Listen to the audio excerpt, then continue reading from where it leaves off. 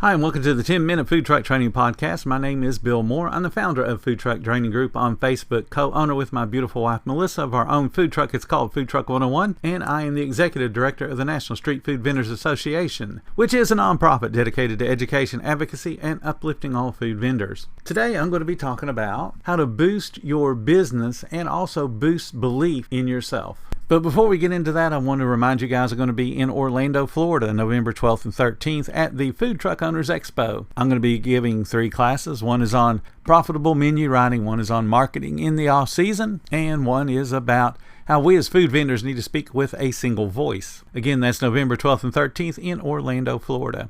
If you guys had heard anything about the Houston event, Houston was awesome. Orlando's going to be bigger and better. So please place your order for those tickets today. You can go to ftoexpo.com, place that order, and when you do, put in the code FTTG15 for a 15% discount. I want to thank Table Needs for sponsoring our episode of the 10-Minute Food Truck Training Podcast. Table Needs is a full-service POS system capable of handling your busy food truck, cash, credit card, and reporting needs. Check out the link in the description for more information about Table Needs. Let's talk about how to overcome self-doubt and give you some practical tips that are going to boost your business and, more importantly, boost belief in yourself. Self-doubt creeps into our mind, especially when things don't go as we plan. We tend to accept the blame and say, yeah, it's all my fault. I did something wrong. When challenges seem overwhelming, or even when you're just stepping out of the comfort zone to try something new, you have that little nagging voice in your head that says, you can't do this. Your decisions are dumb.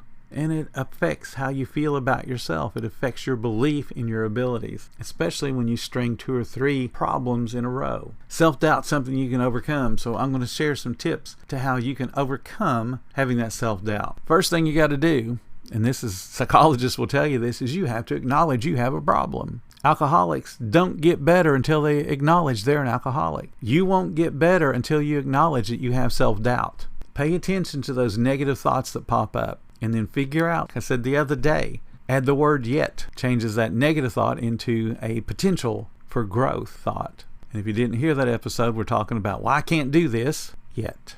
Add the word yet. But you got to acknowledge that you're saying it to begin with. You don't ignore those negative thoughts. You acknowledge them and then turn them around. People have negative thoughts all the time. It's not that unusual. It's how you react to those. You want to challenge those negative thoughts. So again, how you react to those. Once you've acknowledged that you do have some self-doubt, that you do say negative things to yourself, you want to challenge those negative thoughts. Like I said, turn it around, add the word yet. That means you're going to be growing. But then just ask yourself, is that really true? Am I really that dumb? What evidence do I have to support that if we had to take this to court? When you start to think about the evidence and you start to think about why you feel that way, why you have that doubt, you might actually come across the answer to fix whatever went wrong in the first place. Like I said earlier, failure is not a person. Failure is just an event. How do we prevent that failure from happening again? But if we let it taint the way that we think about ourselves, it becomes a problem.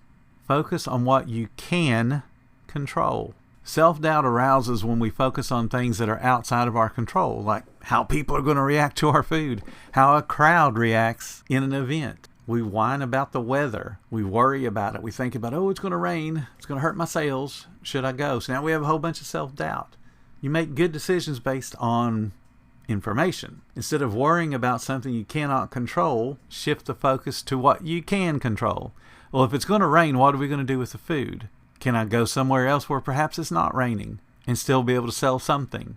If you have a menu, you would have tested the menu, so people should be giving you compliments on your food. You should be having feedback, and you should be asking for feedback. And if you are getting feedback that is negative, they're telling you, yeah, there's something wrong with this, figure out how to make it better. Not everyone likes the same flavor combinations.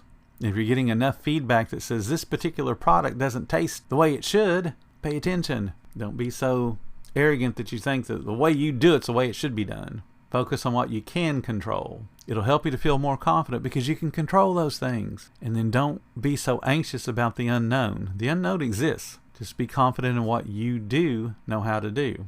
Set small yet achievable goals.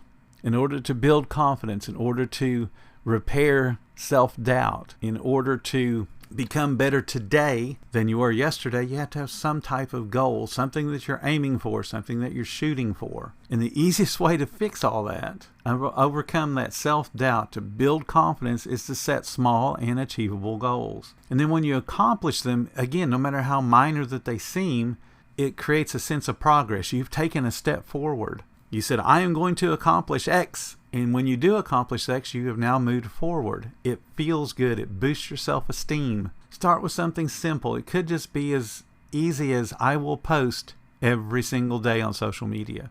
If you've been hit or miss on social media posting, that's a big one to have. And then you celebrate that success when you post 3 days in a row. And then stretch that streak to 7 days, 10 days, 20 days. All of those are successes because now you've done something 20 days in a row that before you were lucky to get one post every maybe 20 days. Every time you achieve one of these small goals, it shows what you're capable of. I can actually do what I said I'm going to do. And then you can work on the bigger goals. Maybe we do 2 social media posts a day. Maybe we start to use ads. But you can't take step 2 until you've taken step 1. Set those small achievable goals, hit them, build up that confidence. Surround yourself with positive influences. I've talked about how you can't soar with eagles when you surround yourself with turkeys, but it also is not just the people you surround yourself with. It's the things you surround yourself with. So I want you to take a serious look at what you do when you're on social media today. What are you scrolling through? What rabbit hole are you going down?